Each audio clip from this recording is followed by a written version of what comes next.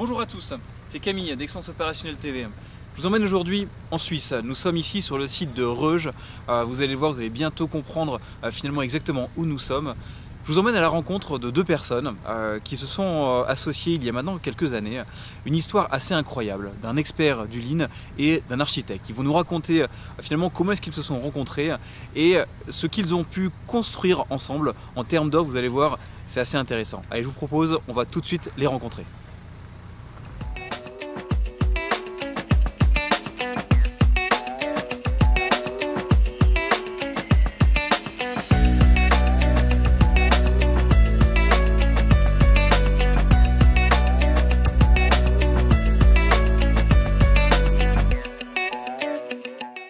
Stéphane, bonjour.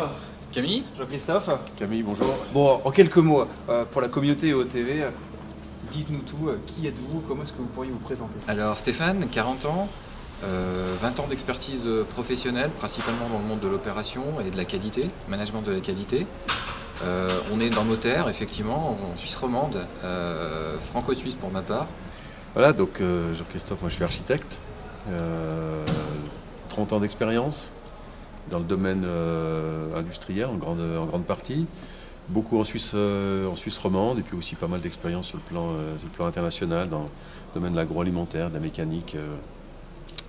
Voilà, donc dans les projets je suis un peu le créatif et le poil à gratter, donc j'aime bien amener des idées que en général les clients ou les mandataires avec qui on travaille n'ont pas forcément aller chercher de prime abord, pour essayer de développer des projets qui répondent vraiment aux besoins des clients. Et ce que j'aime beaucoup, c'est effectivement développer des projets industriels pour l'humain, pour la technique, pour l'ancrage dans les territoires. Voilà, donc, Super, alors du coup, en une phrase, votre association, c'est quoi?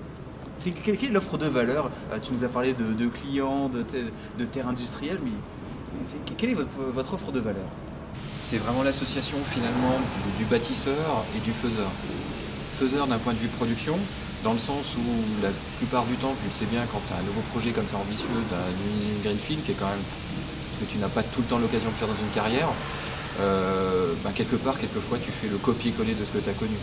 Nous, ce qu'on essaye d'amener aux clients, c'est de dire aujourd'hui, faisons autrement, voyons autrement, avec un prisme évidemment lean, hein, c'est l'essentiel, c'est notre regard, c'est mon regard, et le regard aussi de Jean-Christophe, et c'est d'associer ces deux vues dans le même projet avec le client pour le transporter et aller beaucoup plus loin dans le challenge de l'infrastructure.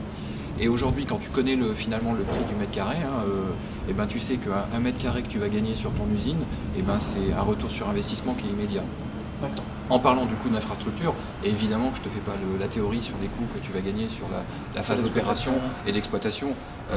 Quand tu fais un peu de diagramme spaghetti dans les usines aujourd'hui, c'est affolant encore de voir le nombre de kilomètres finalement qu'on parcourt, hein, et tu le sais bien.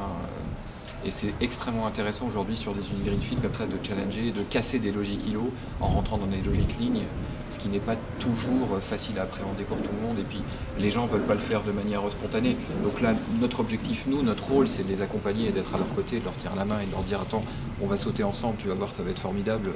Ça va être une belle aventure, un petit peu compliquée des fois, mais une belle aventure. Donc si je résume, si je devais caricaturer un petit peu aujourd'hui l'offre de valeur, c'est vrai que quand on parle de lean, on a tendance à essayer de penser production au plus juste, d'enlever en fait des gaspillages dans la production. Là finalement vous placez même carrément en amont de la production, de la conception en fait d'une usine, de dire pensons votre processus en amont, bien pensé dans les flux pour vous permettre de gagner du mètre carré et pour également en fait, gagner en efficience starting day one dès l'arrivée.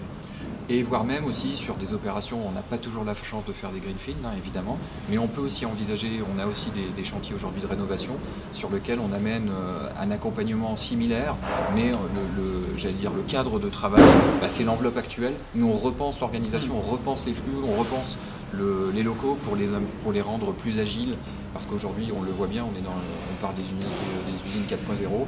Je pense que le 4.0 il passe aussi par une infrastructure et un process qui est beaucoup plus agile, ce qui aujourd'hui n'est pas complètement encore le cas dans les usines, et on est aussi là pour les accompagner dans ces transformations.